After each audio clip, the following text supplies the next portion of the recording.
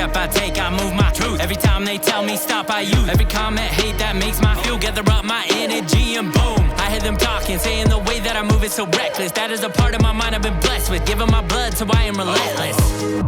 Well, we're here, Keep Hammering Collective, Kevin and Dave from Speedland. Man, how great of a day is this? Stoked to be back. Yeah. Can you, and look at all our goodies. We got some products. What's going on? For sure. What's going on? Like, so just let's recap Speedland. How long has this been going now? When did this brainchild start? Let's see. It's been now. Well, we started developing in 2020, and then we started selling product in 2021. Middle of 2021. Yeah, June or July. Man, so it's only been like 4 years, yeah, really. We're coming up I think on we're 4 years. Yeah, we're getting into our 4th year here. Yeah. 4 years, and I don't know. I see a lot of people wearing and talk about Speedland. How does that feel?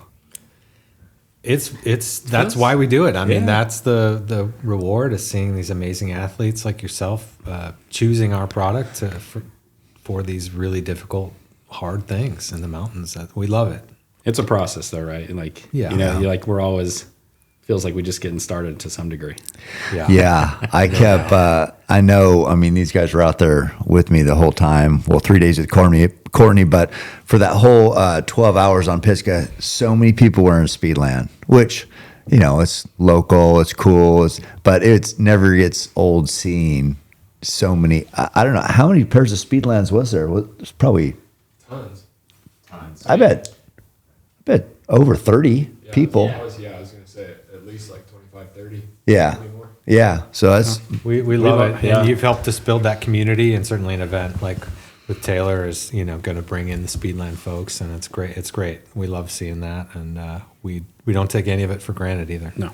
Yeah, it was nice having had the tent there and had some representation. Yeah, our boy Chris was there. Chris, he delivered, got my shoes to me the night before, I think. Yeah. Some new. I mean, it's a road shoe, but of course you put it to the test on the trail as well. As evidenced by the look of it. Yeah, it's had over 100 miles in less than a week. I say a few days. You put 100 miles on it. Yeah, you guys said you wanted me to like do as much as I could in it to test it to see if it would break or do whatever. And I mean, so Courtney and I did 24,000 feet of gain, 100 miles, and my feet were in great shape, the whole time, no blisters at all. And that's great to hear. For wearing a road shoe in the mountains, that is a good test. That's a hard test. Yeah, we don't necessarily recommend when people buy it, they do that. But that's what we look to do. It's part of our process.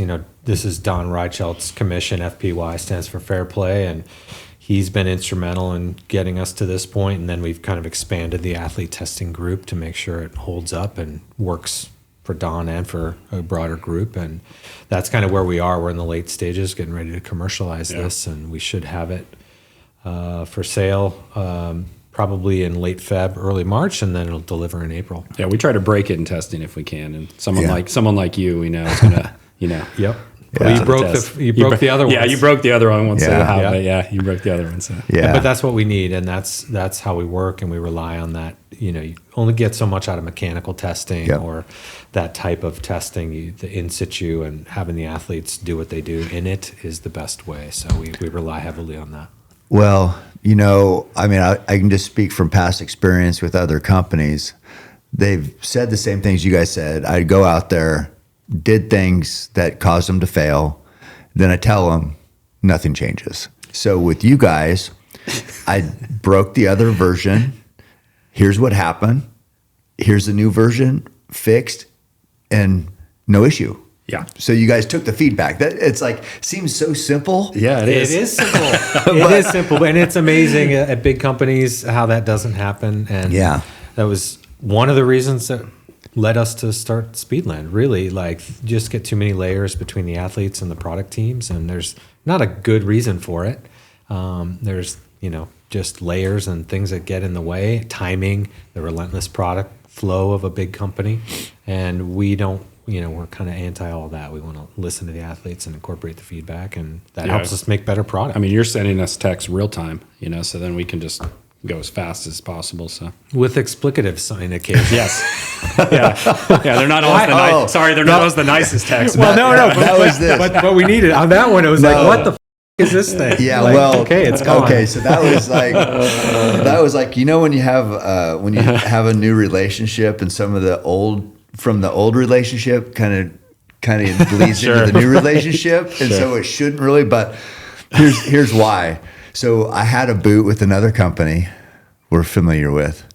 I said I wanted this, right? Yeah. And because it's hard to get the boot on just without this little thing. Boots are always hard to get on. Yeah, got it, Cam. No problem. Got it. We're on it. Thousands of boots come out after that.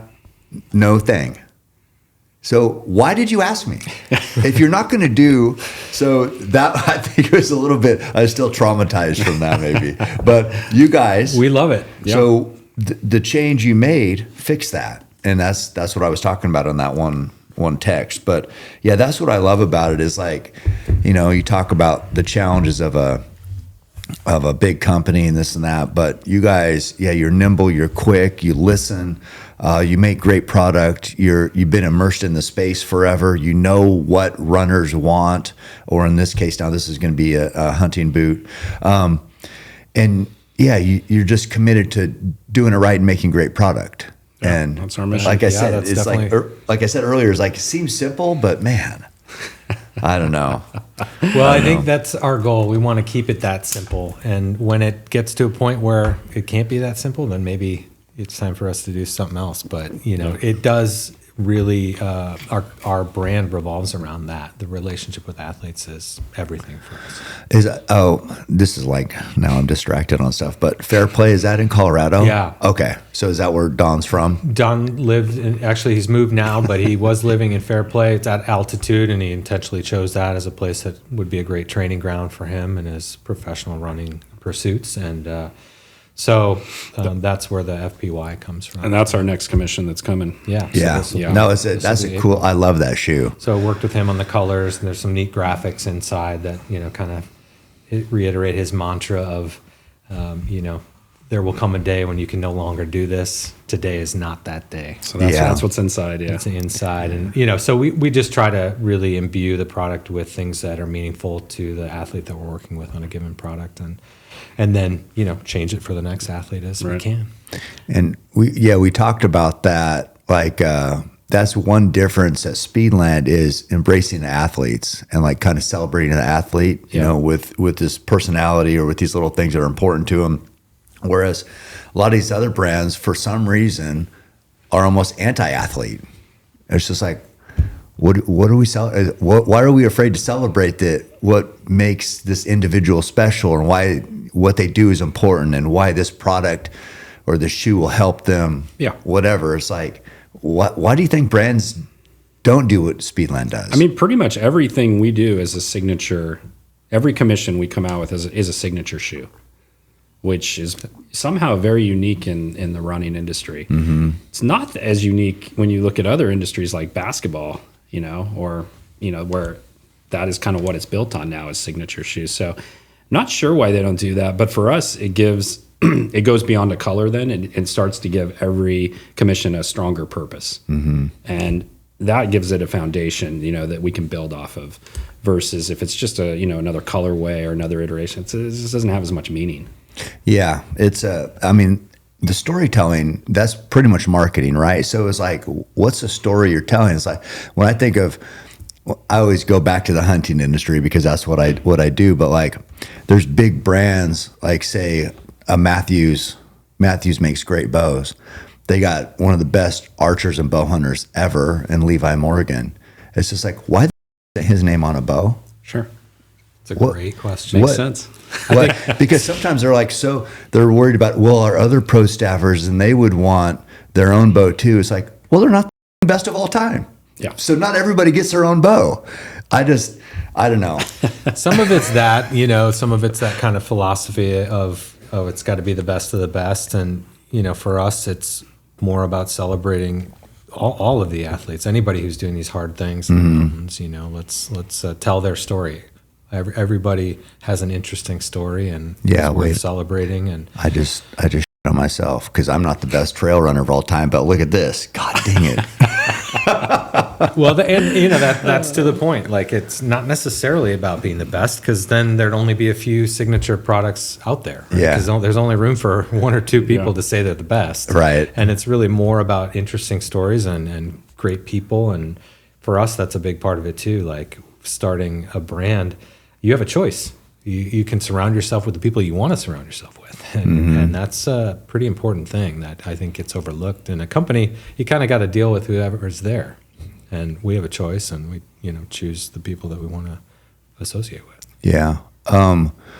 What do you think? Yeah, I had a question I was going to ask. I'm going to jump in on this ketone. Oh, I know. Do it. Want me to shoot it off your head? Yeah, sure. Yeah. Let's repeat that one. That caused a lot of turmoil. People were very upset I love with it, though. the camera tricks. How did you not benefit from all of that, though, right? I mean, all the banter, all the talk has to be ultimately a good thing. Yeah, I mean, it's all good. There's people saying they had keep hammering tattoos are going to have removed now because I don't know why. I guess call the wham because it's too good of a camera trick. Yeah. But yeah, no, Ketone has done a good job as far as like, just brand awareness and doing, they had John Jones in there as a chiropractor, like breaking people's necks, and Riley Reid, adult film star. I like that stuff. I don't like doing the same shit all the time. Michael seems unafraid to try different approaches and new things, and his team does a great job. We like watching what their journey is. We met him at Cocodona a couple years ago, and smart people. Yeah. That's what I was going to get to is like, how much, we've talked a little bit about, we had a little meeting before just talking about all our cool new projects, and we'll get to that. But how much,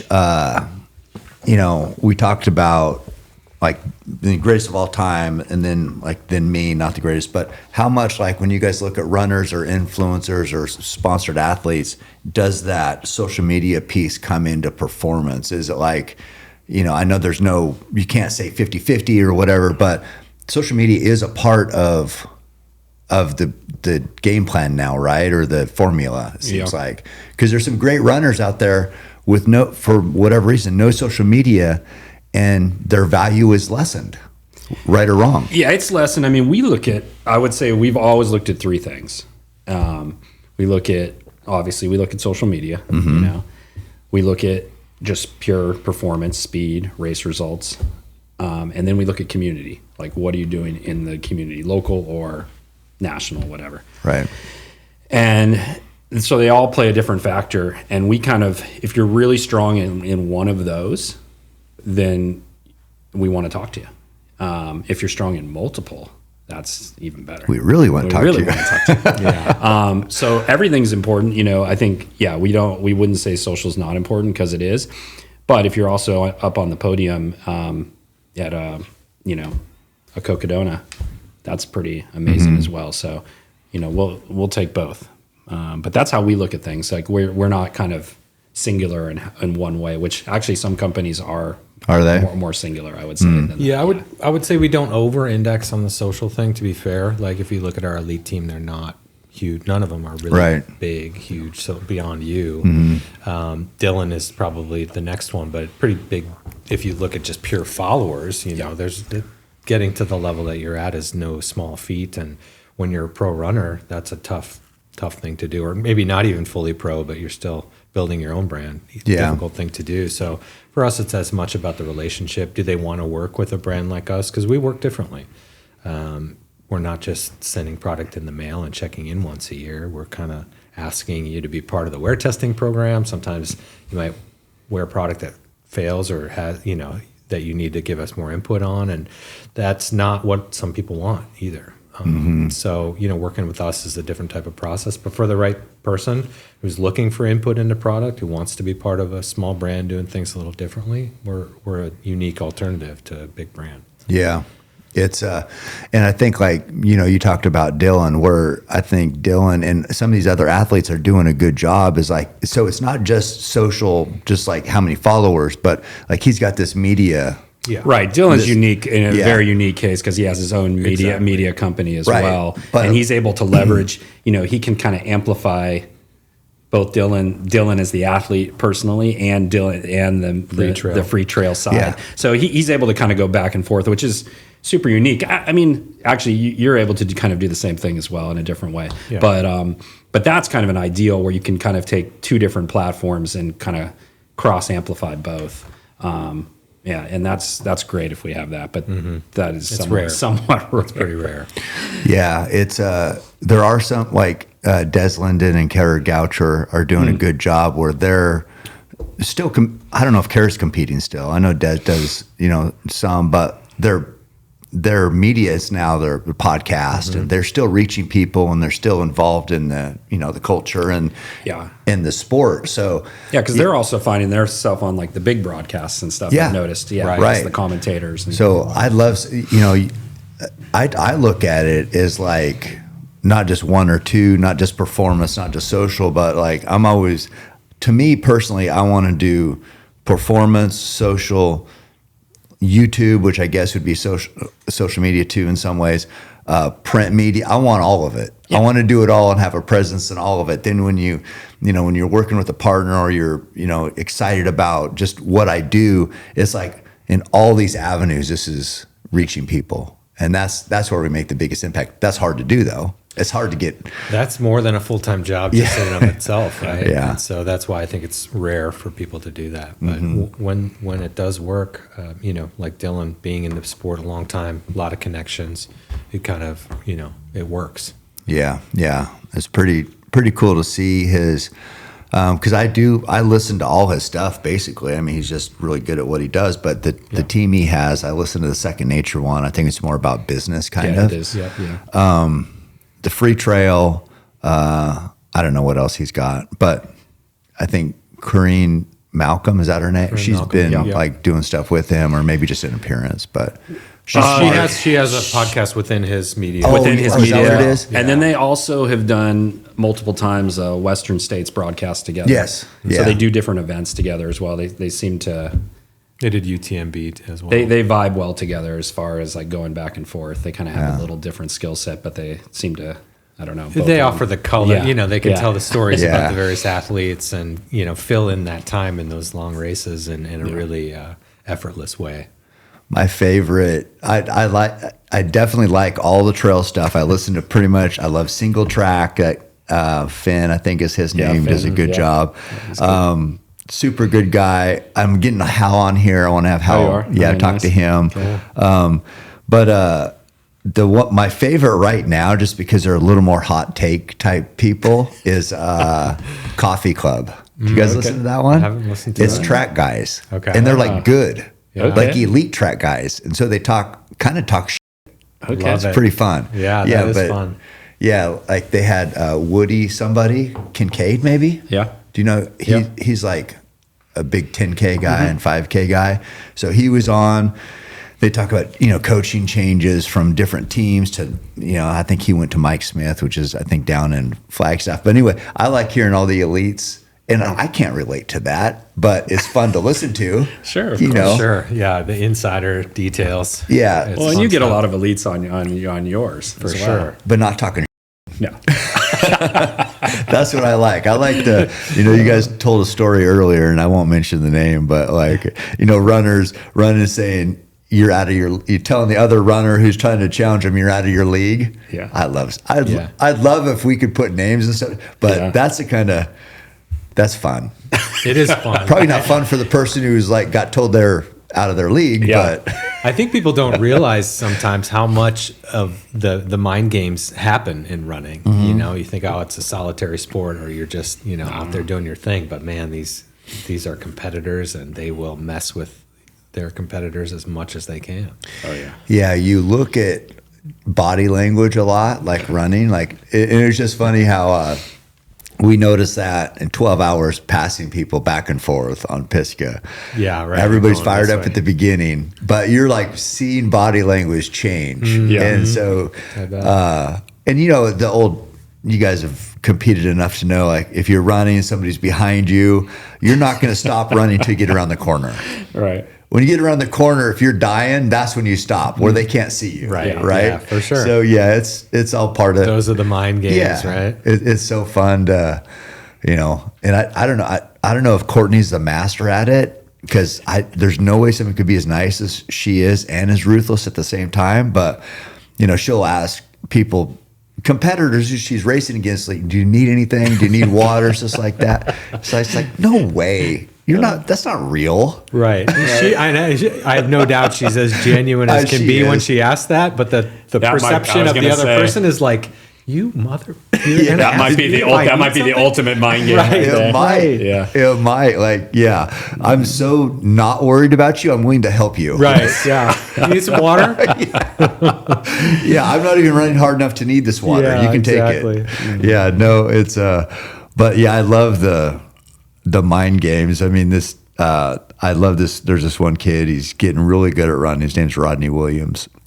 He runs in Speedland, but he was big smile every time we passed him, big smile every time. And then it turned into like half smile, half grimace.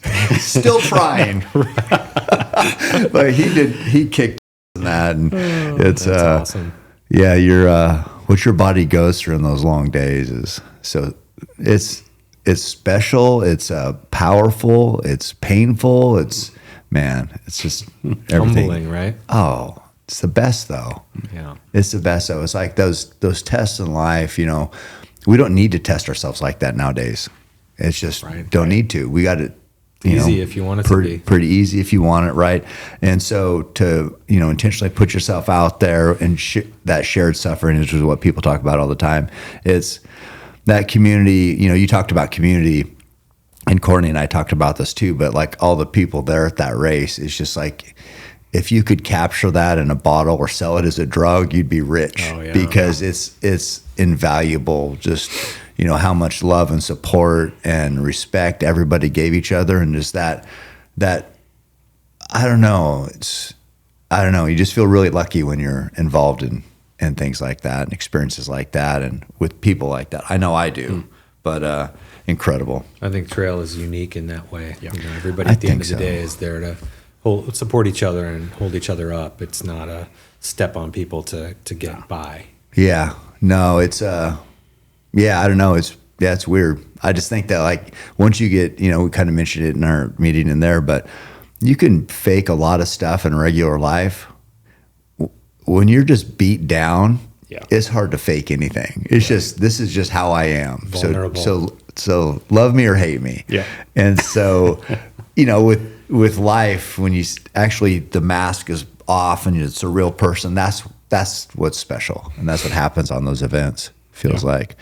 So let's talk about what do we got here. Let's talk product. Well, we already kind of mentioned the FPY, so that's next. Right here, so yeah. Then launch the road shoe. But then we come to a Cocodona pack, your pack here. So we're super excited about this. It's a new GS. You can see here, kind of aggressive. Polka dot pattern. Yeah, I think it's going to be pretty cool. Got the Cocodona logo over here. Cocodona logo on one side, keep hammering on the other. Yeah. And then we have a road shoe, the RX CCD to go with it. So that's the GS CCD. Okay. So kind of Cocodona is kind of the perfect story for this, because anybody who's not familiar with that race is you obviously do a fair bit on the trail, but you also do a fair amount on the road as well. So having both is going to be pretty exciting. And so hopefully those are the shoes we'll see you running in when we're out there, which is our reason for doing the road shoe is really around that notion of the trail athletes, even the most dedicated, can't always train on trail. There's inevitably some moments where you got to get road miles in. And we felt like there was an opportunity there for us to bring something new to that space, using what we've learned from our trail shoes, bringing that removable plate system into a road shoe and making a great trainer. It's basically the intent is to be a fast trainer, give you the same fit, a lot of the same functionality from our trail products, but in a product that'll work great on the road. Mm-hmm. Well, yeah, I mean, I'm running on. If I run from here to Pisgah, it's 8 miles on the road, if I go from Spencer's to Pisgah, it's about 10 miles across the town. So yeah, I mean, road comes in. I just like, I mean, that shoe right there was so comfortable. I love all your shoes, but it's just like on the road, that was great. I ran with True at one time, and when he was here for Thanksgiving, we were going out like fast. And it was the first time I wore those. It was the other shoe that I broke, but it felt so freaking good. You know how those times when you run and you feel light? Yeah. It rarely happens to me, but that day it did. And man, so I relate, like, to me, I can be running and I can like come to a place in the trail or the place, and I remember like, oh, I was listening to a podcast during this time, or I was listening to the music during this time. I remember, or there's runs where like, man, I remember that run. I felt so good, and I was wearing those shoes. So I like have this anchor memory about. That's great. I felt unstoppable that day wearing those shoes, and that gets you through a lot of stuff. Oh yeah. You know, I mean, Courtney talks about her pain cave, and we learned a lot about it on the last podcast. But it's that mental part. You can attach something positive to you know, whatever you're doing, and man, it makes a big difference. But so I haven't tried these yet, but I'm super excited just because they look badass. Yeah, we can't wait. So those will come around Cocodona time period, which is the first week of May. So we'll be out there with you. So that'll be fun. Mudwater is a Healthy Habits brand best known for its popular caffeine alternative. It's got 4 functional mushrooms, and the purpose is to never leave you feeling jittery. Don't get me wrong, I love coffee and usually drink 5 to 6 cups a day, but Mudwater has helped me cut back a little bit, especially once afternoon hits. I still even throw a little Mudwater in with my coffee, and they have a really good coffee creamer with MCT oil. Each ingredient was added for a purpose. Cacao and chai for a hint of caffeine and hot chocolate-like flavor. Lion's mane for focus, and both chaga and reishi to support healthy immune system. Plus, it's Whole30 approved, 100% USDA certified organic, non-GMO, gluten-free, vegan, and kosher. Mudwater donates monthly to support psychedelic research and has since day one. They believe the country is in a mental health epidemic and that psychedelic-assisted therapy is one of the most effective tools we have to treat mental health conditions. Mudwater is hooking up my show with a special offer. If you go to mudwater.com/Cam Hanes, you get a free frother and $20 off. That's mudwater.com/Cam Hanes for a free frother and $20 off. I've been taking Ketone-IQ for the past year and have seen tremendous benefits, including mental clarity, increased focus, and more energy. Anytime I take the shot, I feel smarter. When I have on some really smart people like Andrew Huberman on the podcast, it can be intimidating because actually I'm not that smart. Nobody's ever called me smart. So that's an uphill battle for me. Ketone-IQ gives me a little more mental clarity, which I always could use. I also bring Ketone-IQ with me on many long runs and races for that matter, because I feel like it does give me a little bit of an edge. I've been lucky enough to spend some time with the people that run Ketone-IQ, like Michael Brandt for one, and he's just the type of guy I want to surround myself with, a winner, cares about performance, cares about doing things the right way, and just trying to find ways to get that edge. You know, he's a runner himself, and so we can connect on that, but it's been a great partnership for me. What I will say, you can get Ketone-IQ, you can try it yourself using code CAM to save 30% off on your first subscription at ketone.com/Cam today. And then after that, we have the boot. Yes. So that's still a proto, but it's getting dialed in, you can see. And it's got the same bottom that you're feeling there is the bottom from the GL. So that's a shoe that's out right now for us. It's testing and performing really well. So we've made a kind of a fast light boot out of it for kind of early season hunt. Right. Yeah. This is, I wore this. We didn't have it ready for the early season, but I did wear this. Super comfortable. What I like about is like good traction, of course, with the sole, but it's like, I mean, it gives. So like if you're on rock, basically like a kind of a steeper rock, it's going to grip on there and you're not going to slip. It's got enough, but it's also quiet. So it kind of gives, like, when I think about those old Vibram soles, remember those? They kind of had the longer nub type thing. Those were super quiet and soft. It's like halfway in between that, because that was long and those wore pretty fast because they were soft. So they're quiet while they lasted. But these are similar but last longer. And I know this lug, just from the trails, it sheds the mud pretty good, so it's not gumming up in there. No, and you're spacing's not really losing traction. That, Right. But yeah, it's for a boot. What I like in the early season when it's generally hot, bow season in the mountains. I like a light color like this because, as we know, black absorbs. You know, I've had some darker boots where your foot just feels hot as hell. But also just light, nimble, quick, allows me to take advantage when you train all the time in the mountains. And sometimes hunting is about closing that distance. Like, you see an animal in a position where, okay, I want to take advantage of this. You got to be able to get over there quick before the wind changes or before the animal moves, before something happens. And so these are going to allow me to take advantage of what my strengths are, which is like moving quick in the mountains. And that's pretty exciting. Pretty exciting. I made some tweaks on this one also. It has the one boa here. Well, of course, this that I see. We tried to fix that. Very clear feedback. Expletive laden text. But this also, like, you tighten this down, and then you can pull this where it pulls the very bottom of these here. Right. Because that's quite a distance to pull generally. If you look at, compared to this, there's not as much cord pulling through as there. I don't know what the length is, but it's more on this. So you added this tab to pull that, and then that allows you to tighten that a little bit better. Yeah, this was some learning for us too, right? For a single boa system and using a boot height. Yeah. So, getting a great fit across a much broader area was some learnings for us. And of course, working with BOA on how to optimize that. But the L+1 dial offers more power than what we have on this, which makes sense. This is a bigger you need product, a tighter. And then using the coated cable instead of the textile ensures the durability and the strength that we need for really cinching down. And then there's kind of a block and tackle around that midfoot strap. Here, this approach, which really double right there. That double approach really ensures that your heel stays back in the heel pocket. So, in the learnings that Boa shared with us and what we know from trying, that's really important in a product like this. You need to make sure you're well held inside that boot, so you're not getting blisters as you're hiking up and down pretty steep terrain. Yeah, it's a serious piece of equipment. I don't think there's a boot quite like it out on the market.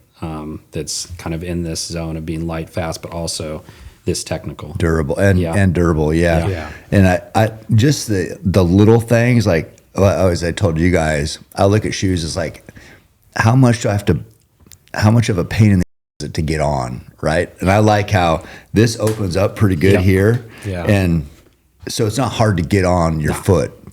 Easy to slide your foot in, then it tightens down pretty good. Great. It seems like I know what I use, the version I use, so this has been tweaked and made better a little bit, but the version I use is really nice, really good. I'm really excited to get this out there, and I just know the quality's money. Quiet, fast, gonna help me kill big bulls. Fast and light, that's what we're inspired by the San Carlos trips and watching what you do there, and thinking that GL platform really makes sense. It's not the high stack of the GS, but it's still got good cushioning. So you're out all day on your feet, moving, and it's runnable. I've run in it just as a test. It's definitely a runnable boot. It's a runnable boot, but not everybody's going to use it that way. But we like that you can. Yeah, if you have to.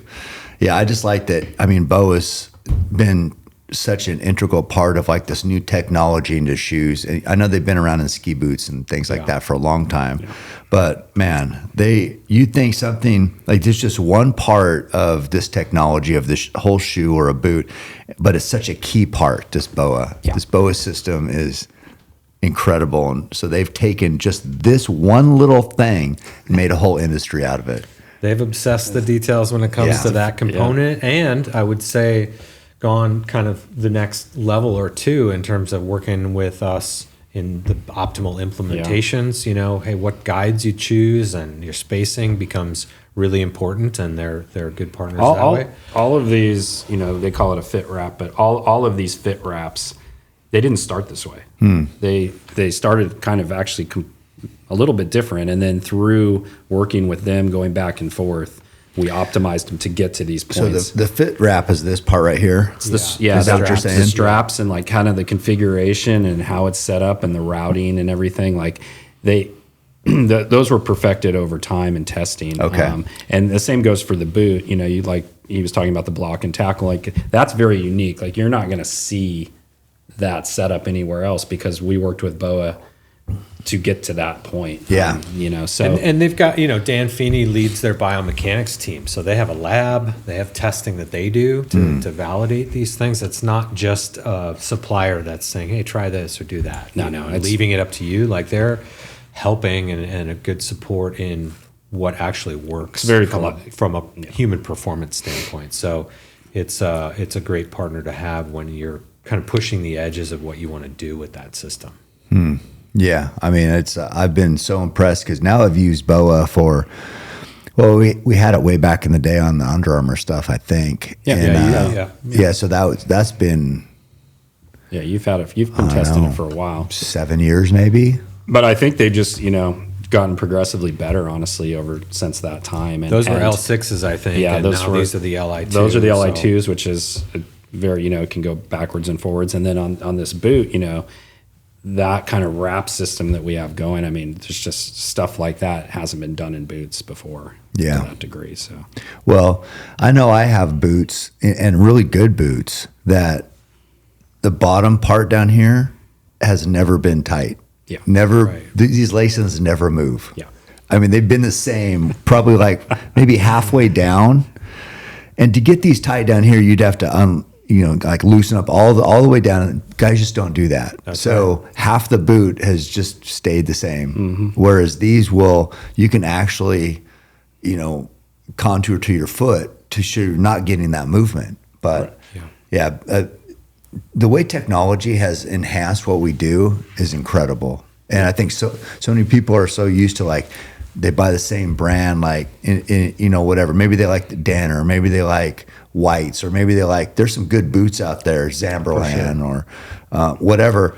But it's like some of those boots, they've been great for a long time and they haven't made adjustments. They haven't evolved. Whereas this is like the highest evolution of, this boot isn't for snow. It's not for like late season or whatever, but for what it's built for, it might be the best ever made for that quick, light, fast, dry climate.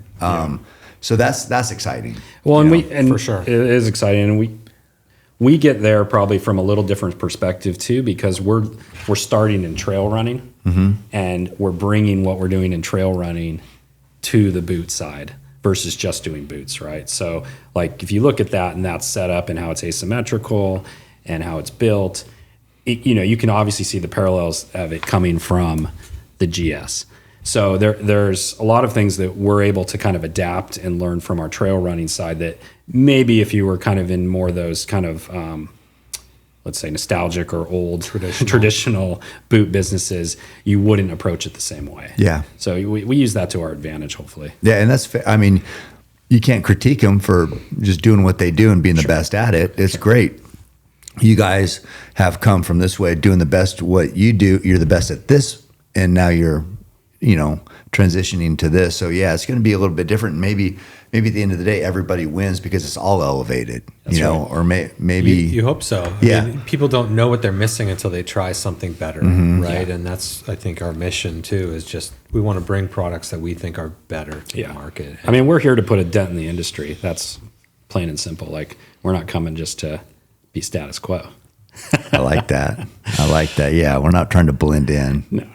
It's one thing I always get, like people still, for whatever reason, ask about the durability of the BOA. I haven't had a failure. Do you guys ever? I think they're about as tough as it gets, but people, because it's different or they're used to laces or whatever, they're like, how durable are, I mean, they're very durable, but even beyond that, and Kevin can speak to it more, but they offer a lifetime guarantee as well, which I don't think a lot of people know. Like, so a lifetime guarantee, and you can rebuild them. You can do lots of things. So, they are durable though at the core. Right? I think the only thing that can happen is the lace eventually can fray, but usually you have visible signs well before it breaks. You start to see it fray. You call BOA, they send you a replacement kit, and you're never stuck. And so but it's rare. I mean, we don't get very many calls about that. Yeah. And so again, it's great to be partners with somebody who stands behind what they do. And so if there ever is an issue, they're very easy to service as well once you learn the ins and outs of them. Yeah, like I said, I've had a lot of questions about the durability, but never had any I had 3 break on. Never. No. It's never been. It's always like, how does it do? It's never like anything negative. Yeah. And I always find when people, people are still, for people that are still discovering BOA and they've never put it on their feet, once they get it on their feet, it's like an instant aha moment, right? It's always like, wow, exactly. I haven't felt fit like this before. Yeah. There you go. No, it's pretty. So now I was just thinking about this. Are these staying with me, or are you guys taking them back? Well, we were planning on taking them back, but convince us otherwise. Okay. They're not your size. These aren't your size. These are samples. These are size 9. Yeah. But I could. These are good church shoes right here. If we did forget and leave them here. Yeah. These are sick. We'll get you some very soon. Okay. In your size. Yeah, in the right size. I can't wait to get these as well. Getting cramps in your feet during church. I've done that before. Yeah.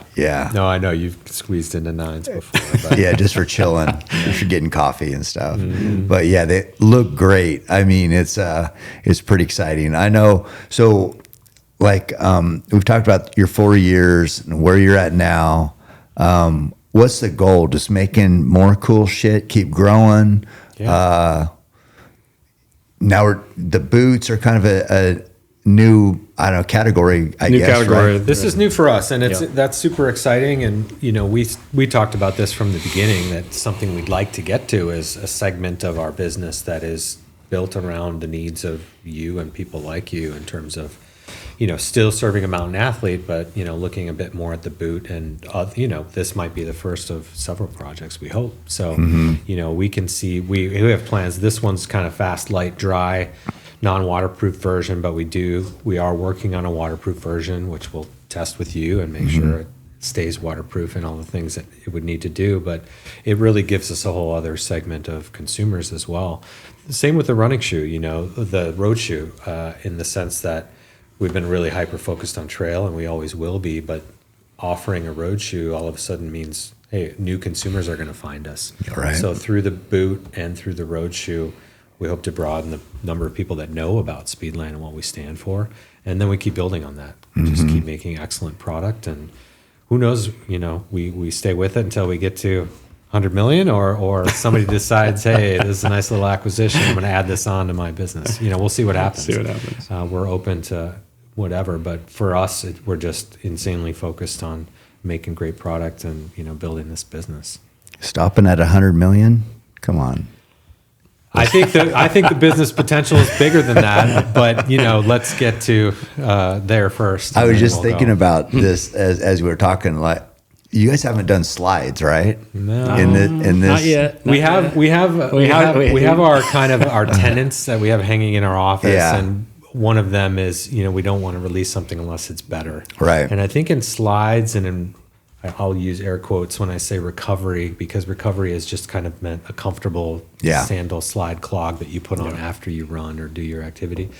There isn't really a functional advantage to the vast majority of those products. We do have something in the works. We're working on something, but again, it's kind of like the road shoe, where we started that in a little different lane and we stopped because it wasn't better. And the same has kind of happened with the slide or the recovery space, where you try something and you think it's going to be one way, and if you can't quite get it there, you just push pause, and at least we are, because we're not in that relentless product cycle of a big brand. We're like, oh, we got to get a $50 slide to compete with blah, blah, blah.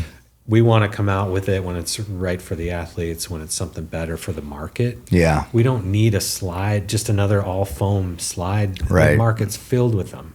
And it's kind of price point sensitive. It's not performance oriented. So Right. we want to do that business when it makes sense for who we are as a brand. Yeah, because I know I think it's Kane. They sent me some, and you know, I wore them around. They're supposedly recovery. I don't know what they do, but It's just simple- comfortable, simple. soft stuff, yeah, right? yeah. I mean, yeah. So it's. I was just curious, thinking about. Everybody's making slides, so I was wondering if We have something works. And It's we'd just like to not do quite something. ready yet. Yeah, a slide with a boa. I haven't seen that. Yeah, we've prototyped it. we have several times. A fuck around Friday. Yeah, he's I've done it for sure. Yeah, made many of those, and it kind of becomes that thing where you can do it. Like, we've made slides functionally that with a boa, and they work great. But why are you doing it? If it's just to throw the boa on there, Yeah. one thing is it boa costs something. It's a premium product, so. Is it appreciated on a slide? Most people just want to put their feet in them and walk around. They Right. don't want to dick around with anything. Yeah. So it might be a misplacement of the technology. I think we've been concerned about that until again we can find something that really. it's just makes a better. difference. Everything's better. Like we stand at like better trail shoe, better road shoe, better early season boot. You know, Yeah. like and we can just stand behind it then. So then it's an easy dialogue between us and athletes. You know, and just be like, this is why we did it. Right. And honestly, we do have something we're working on a slide, but it's just not quite ready for prime time yet. 2 different times we've gone down the prototyping. But it's super exciting stuff. Like I wish it was ready. It's just Yeah. not quite ready yet. So we just have to, we have to be disciplined. The performance, only performance I know on like a slide is the Crocs, where you have the back strap. What's that called when it's the Four-wheel. four-wheel drive? 4-wheel drive mode, performance mode. Yeah, performance mode. Yeah. And we've prototyped that too. But that's a little bit of a stretch, I think, in our mind in terms of how Yeah. much performance Good for them, can you though. really put it. Yeah, I mean, hey, and they own it, so Yeah. we don't really want to be in the business of copying No. what someone else is doing either. So, But it'd be better it'll- performance mode with a BOA, four-wheel drive mode. Yeah, you never know. Yeah. Well, so how you said you stopped and started a little bit on the road shoe. Is that what you kind of mentioned? Well, initially we hoped that we could use the GS midsole. I'll just reveal that. We started at thinking, okay, maybe just a different outsole, and it would be a good road training shoe, and it just wasn't. It wasn't. The geometry wasn't quite right. The firmness that we could get out of that foam, like your molds are built around particular chemistry. There's expansion ratios and all these technical things, but you can't just throw a new formula in there and get the same performance out. And so it just became clear that we weren't going to get to a great road training shoe without a different outer midsole. Okay. And so it went on pause basically until we, I would say, found or we leaned into this particular, which is a pretty special foam, as I think you can attest to. Yeah. Super high energy return. It just feels amazing. And when we put that on compared to where we had been, it was like, okay, this feels better. And then that combined with a removable plate. So now you've got a super trainer with a carbon plate if you want that. It's not the same plate as the trail. It's a different plate. Is it the harder? It's a rigid stiff. carbon. Yeah. So if you want that. like if you put it on the table, it would like sound more like glass. Yes, exactly. Yep. Whereas the trail is more flexible. flexible. That's Yeah. right. Yeah. And so between this special foam, the removable carbon plate, which gives you kind of 2 shoes in one, you can put that plate in and get your snappy speed work, or you can take it out and now you've got a pretty cushy daily runner. And then the BOA is kind of the third element that we feel like really don't see a lot of that in road anymore.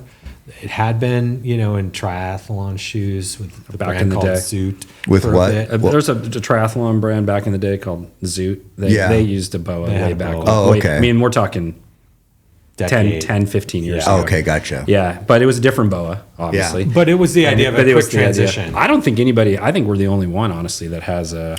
I mean, I think so at this too, point, recently. yeah. So I don't think anybody else has a BOA on a road shoe. So then at that point, then you feel Yeah, I like, don't okay, think we've so. got a better No. fit system. We've got a better approach to carbon. You kind of get 2 shoes in one, and we got a really special high energy return foam. Then it's sort of past our filter of, okay, we're offering something better. So we didn't necessarily make it for the tri segment, but this shoe should appeal because it's going to be fast transition with the BOA. So Yeah. I think a lot of tri runners are going to like yeah, this. I Oh, mean, yeah. we're not positioning it necessarily as a racing shoe. It's really a trainer, but That being said, it's a very fast shoe. I think it's capable. Yeah. What would be the difference between a trainer and a racing shoe? Weight. Just weight. We're You still gotta light. We're still in the 8s, so it's still in the 8s.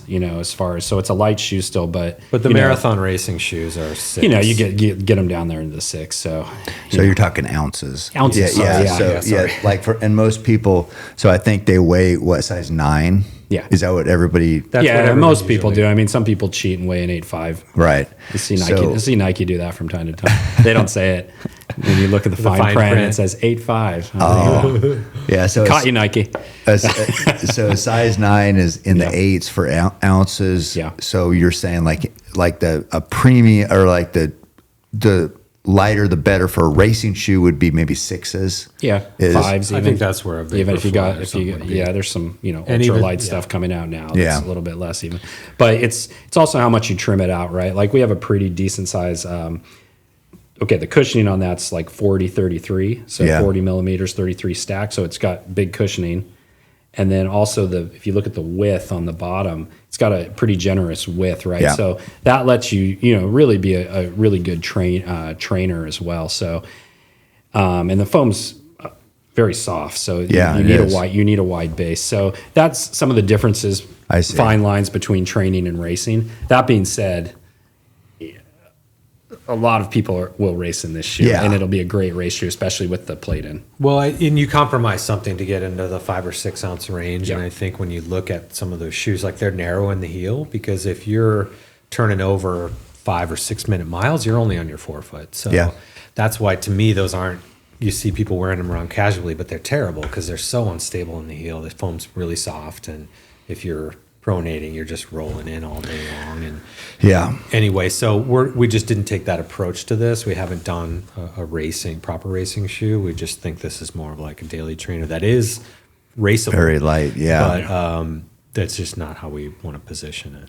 Yeah, I mean, I know I tried Hoka for a while, like when I was after Under Armour, and very comfortable for like the first few times, and then that Right. foam goes quick. It's very comfortable. It just didn't last. So it's like you're trying to find this balance between durability, light, and yeah, there's a lot to, and also like when I was thinking, like as you were talking, like I'm just curious as a runner,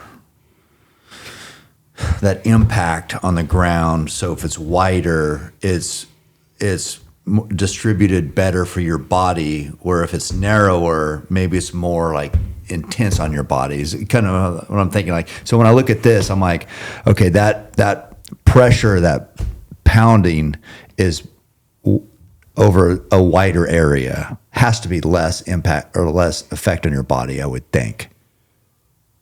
As far as like joints, knees, I don't know. Yeah, the type of striker that you are too. Yeah, if probably you're a heel helps. striker, and you've got a racing product with a really narrow heel, then your body is kind of forced to correct a lot of that as you go through your foot strikes. So Yeah. you're working harder than you should be. Right, I see. Whereas if you're a 4-foot striker and you're just kind of snapping off the ground, Yeah. and popping off, that narrow heel never affects you because you're maybe late in the race you're dropping a little bit, but Yeah. otherwise you're not really touching your heel. And so that's where that's less of a compromise. But in a trainer, you're going to be doing different paces and different types of days, and we wanted to build it for all of that. Yeah, I know. Like we put up a video yesterday, or I mean, I did, but these guys sent it to me of me and Courtney running side by side, and I was like looking at like my shoe compared to her shoe, and those Solomons. I wore Solomons one time on a mountain marathon in Orca Islands up there. Yeah. It's a kind of hard race, but my feet got torn up just because Salomon's were narrow for me. Yes, So when you talk about different feet, different strikers, it does change. And when I look at like Courtney, that shoe she has is narrow, but her foot is probably super narrow. Sure. You know, she's not a big person.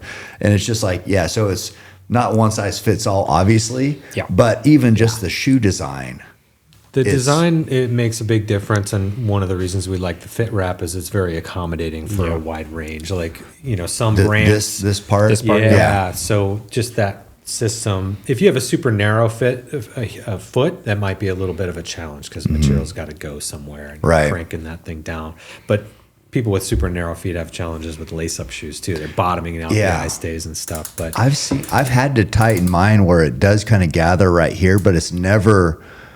Because I don't think this stretches. I don't know what happens, but it's never been an issue. Even if I had to tighten it, like maybe you'd want like a perfect would be like probably there. Yeah. But I've had it further, and I've never had cause a blister, cause anything. So like to your point, it does accommodate probably. I know when I think of this, and people say they have wide feet, that's why they like these. But I don't have a wide foot, and it still works. Yeah, we've only had issues with fit with super narrow feet, or we call them low volume feet, because it isn't necessarily about the width. Sometimes if people just have like a really low instep, and then we've got this booty construction where there's no tongue, so you can't overlap the sides. I see. And that means when they crank it down, that bunching that you might get a little bit of, which is not a problem, all of a sudden becomes a problem. There's so much of it.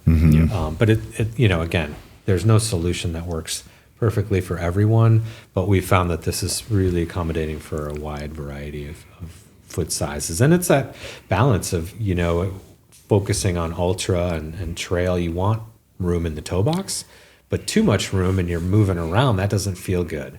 And so finding that middle ground combined with the Fit Wrap. It's hard when you get into like the true like long distance stuff, like what you're about to do in a few months. Quit reminding because me. then you got in Cocodona. then you in Cocodona, because then you have people that have actually two sizes even. So they'll have their like early their feet swell. First half, they'll wear whatever size, and they'll go up a half size or a whole size even for the second half of that race. So. Yeah, I was thinking like McKnight was. McKnight does that. Was he? He'll wear two different sizes. Yeah, he was texting me to see if I was going to come down for heat training. He's going to be down there a couple of weeks before.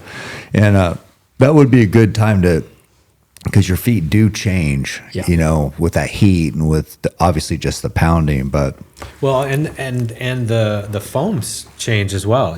Like we encourage people, if you can, to switch at a certain points, because just the repetitiveness of being in it for 20 hours or something, like put a fresh pair on. Yeah. And I think the BOA is unique in allowing you to do that really quickly. Right. You don't have to overthink it. And, foot maintenance, foot care is usually part of anybody's routine when you're in the desert anyway. So taking your shoe off and being able to put it on easily and get a fresh pair so that foam gets a chance to recover. Yeah. No, it's that's good. Well, that's always been the big selling point on this BOA is when your feet do change, you can back it off. We talked about this the last time, where it does allow you to create more room for your feet as conditions change and your body changes and things swell and heat causes different things. Or a lot of times salt retention. Sometimes you don't nail the salt in those long races. You're too much, too little. It affects your fingers. So that obviously, if your fingers are swollen, your toes are probably doing the same thing. That can.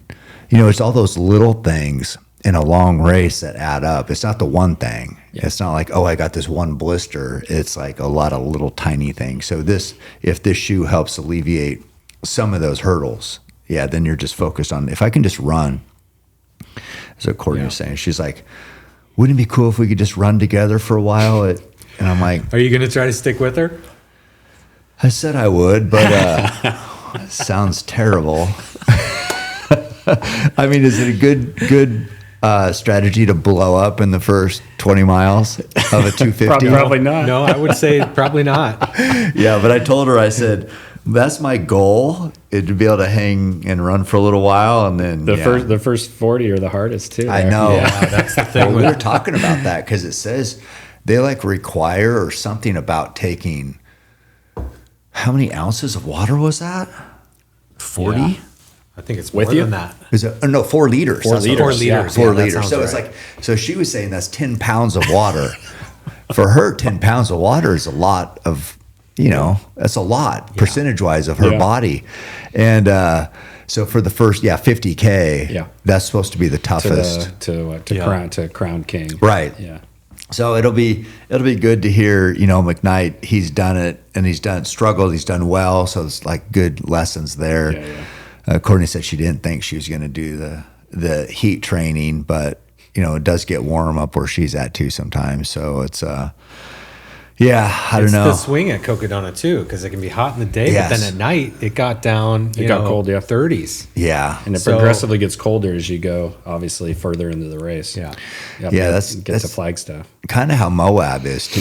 Sure. Moab was hot as hell to start. And then it was like 9 degrees up on the hill. That's real. You start climbing. I can't remember what the mountain was there. I just watched Max's video of King of Moab. It's incredible. But yeah, you get there on the mountain, and me and Taylor, we did that the year Courtney won it outright, where everybody like, who the hell is Courtney?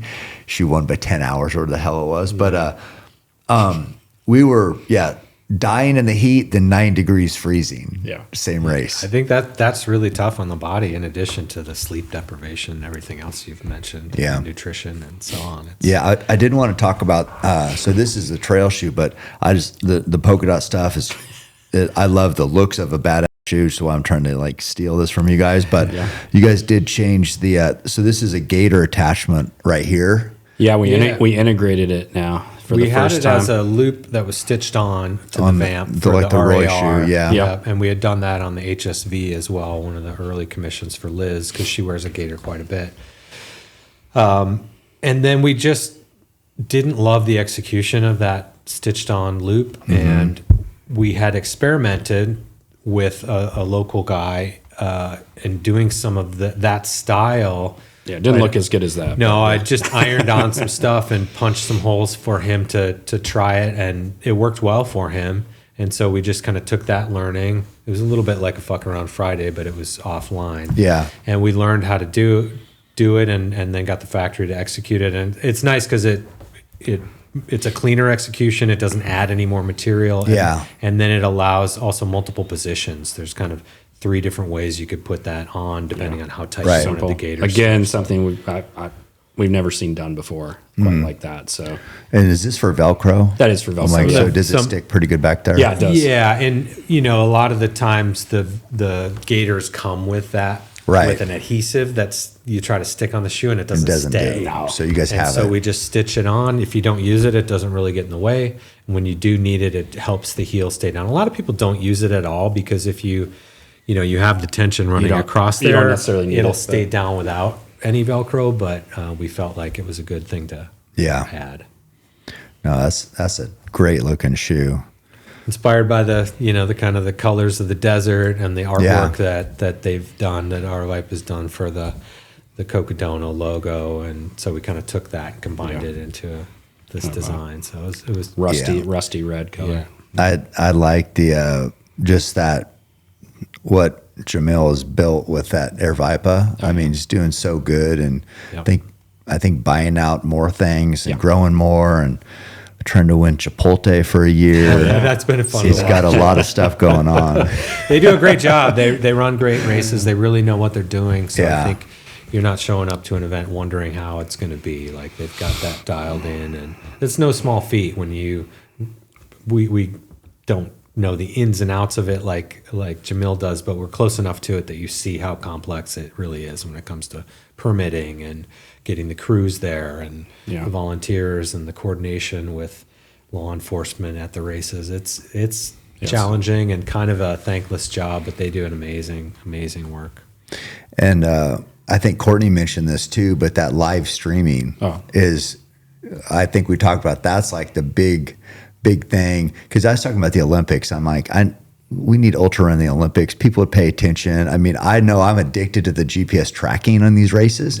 So Air Vipa does it a whole nother level with the live broadcast during the whole thing. And that's going to be, Courtney mentioned it. I don't want to take credit for saying this, but she thinks that's going to be the big thing is like people just love. We agree. It's changed from like looking at a tracker and trying to look at something on a website into the live streaming, like people like Dylan and Corinne talking, giving you background on the athletes and then people running along with the runners during the race and getting the drone Cocodona views. is an interesting one because so much of the landscape you can use drones and you can use different functions. Like where some of the races, you're either too covered or it's too not hard. allowed. It's not allowed, maybe. Right. But Cocodona, there's just so much opportunity. So I mean, you can really do some different things there. And it is an unlock for the sport to be able to really bring in people who maybe wouldn't take the time to follow a tracker and just kind of a boring interface. Now you've got color commentary and you've got amazing visuals from these cool places, and you can really see how the race develops, and it's making a big difference. Yeah, definitely. It's I'm excited to get down there. You can do the heat training? Going to be miserable. I don't know. I got to do Boston first, so I got to get that out of the way. So I think I'll have these by then, right? By Boston, yeah. Yeah, I mean the road shoe. Yeah. Yeah. Oh yeah. Yeah. Now this is, so for this one, I'm going to need a pocket knife to cut this off right Yeah, here. that shouldn't be there. That's just a I product. just adjusted that. that was me. How much around. is this way? Yeah. No, that won't be there. That won't be there. I promise. Yeah, you get to see the prototypes. I was just that's trying how to it show works. them that they had it in the wrong position. Yeah. Anybody watching, that's not what it's going to look like. Yeah. No, anybody watching, that's how I'm always like, Cam's always trying to like trim everything off of yeah. our shoes. Anything of excess, he's trying to pull it off. And we're like, no, it's there for a reason. It's a good challenge, though. I love what you guys are doing. I just love being, I mean, I'm so thankful to be involved. And we talked about this, like, I'm not like an Olympic athlete. I'm not this on the podium for UTMB or Western, but I love what we do and the sport and impacting people. And I'm addicted to all this, everything that I do. And it's just an honor to be involved with you guys and hopefully creating something that makes a difference, makes an impact, and enhancing people. We feel the same way. And, for us, it's a give and a take, right? The boot is getting us into territory we probably wouldn't have gone into without the relationship with you. And I think it's going to make us better as a company, as a brand, but stuff will trickle back into the trail side of stuff too. That's always the way it works. So we're excited about the future. Yeah, me too. Do you, I mean, we talked a lot about this. Is the goal just in the future, just more cool stuff, more innovation? All of the above. We're built around innovation, so that's a key component of what we do. And so we're always, we'll be back in, on the ground, hunting again in March. And, we're always looking for new materials, new opportunities, and how we can up-level the product from the littlest details to, big, audacious ideas. So, I also more of that. think I have to do Leadville now. So, yeah, That's definitely should do it. Really cool event. Another well-run event. I think me and Truett are doing it. So should be fun. Yeah. Yeah. I mean, that's a tough one due to the altitude and an amazing event. Not the most technical race. The coolest thing about Leadville is you can almost spectate the whole thing. Yeah. Really? As a spectator, Have you guys ever run it or we haven't run it? been there? I'd like to run it someday. Yeah. I need to do some training, but me too. you can get to so many of the aid stations there. Yeah. Well, that it's you an out and back and it's as an out well. and back, so you can really almost cover it. Aside from Hope Pass, the big Right. the big pass, the technical big technical section, you can almost see the entire race. So as a spectator, I mean, it's definitely one of the best races, right? Yeah, I I think so too. probably why there's Western's pretty good for spectating. been but- some good films on it. Yeah. If you look up Ultra Films, Leadville's, Billy Yang he had a great one there, but other people have too. I think Anton I didn't watch that one, but I think did he have a film on it or just a comeback? Do you remember? I don't know. We were there when he was doing a comeback a few years Yeah. ago. I don't know if he had film. I remember Billy was filming that same year. Yeah. I think. Yeah. But yeah, those films are so good, and the story of Leadville is so cool. I just I hope you do. We'll be at the expo. yeah. So We'll be there. We'll be there. I'm doing it. Truett says he's doing it in jeans. Oh my God. Dude. But I might rethink that, but he seems committed to it. So who am I to say? I know. Well, yeah. We have Peanut Gallery has 2 questions. Oh, you did? Yeah. Okay. These questions are for the boots. Okay. And I wondered, a lot of hunting boots also offer an insulated version. Is that on the horizon as well? Is that something you guys have considered? It's definitely something we'll consider. I mean, this is squarely in the camp of what Cam asks us for, and if there's a need for an insulated product and we feel like we can do something better, then we'd absolutely do that. And that's, I think, what we meant when we talked about sort of expanding that segment of product that's built around Cam and people who work or use products like Cam. If the insulated product is a need, then for sure we'll get after that. Okay, this one's from Larry. All right, my question. Looking at the boots, I know my time in the military, guys were super loved the Solomon boots. Okay. And looking at those boots and hearing Cam describe, how they benefit his kind of approach to tracking an animal, quiet, good grip. Have you guys ever moved into or considered moving into like the military space in terms of guys wearing those boots on the ground? It seems like something that maybe some good wear testing could come from.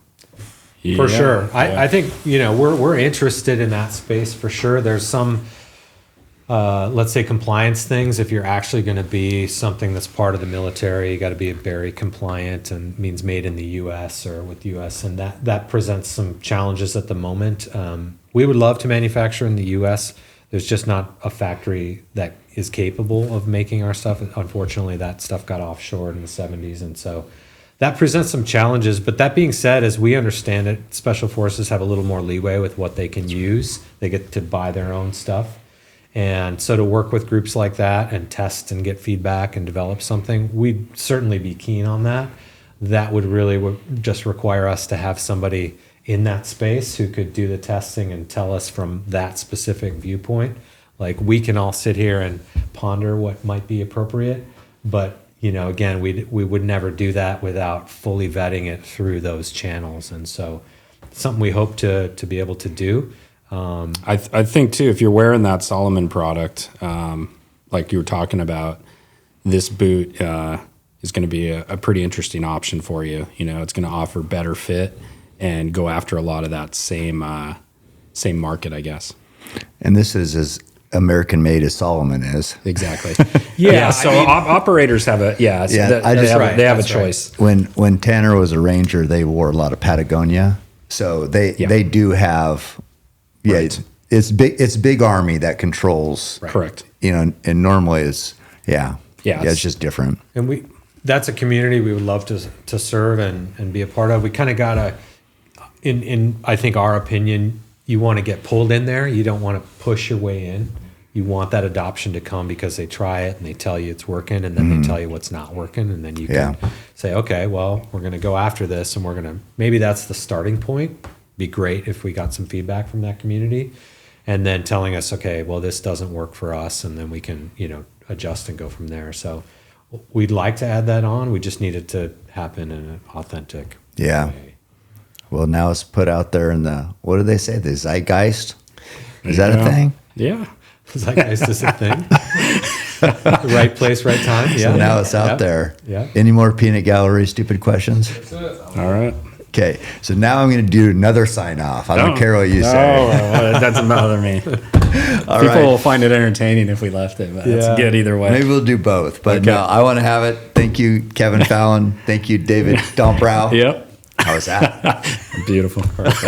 Speedland, we're kicking ass. People are paying attention. I love to be involved. It's an honor to be involved. Thank you guys for coming down today. All right. Thanks for having us. Keep hammering. Every step I take, I move my truth. Every time they tell me stop, I use. Every comment, hate that makes my fuel. Gather up my energy and boom. I hear them talking, saying the way that I move is so reckless. That is a part of my mind I've been blessed with. Giving my blood, so I am relentless. My fault. They want someone to blame. They sent their hate, it fuels my pace. I am Roy Tough, I am the change, the fuel in dirt. Feeling like Cam Haynes. Oh, give me the mods, nobody wants. I'll give you my heart, I'll carry the work.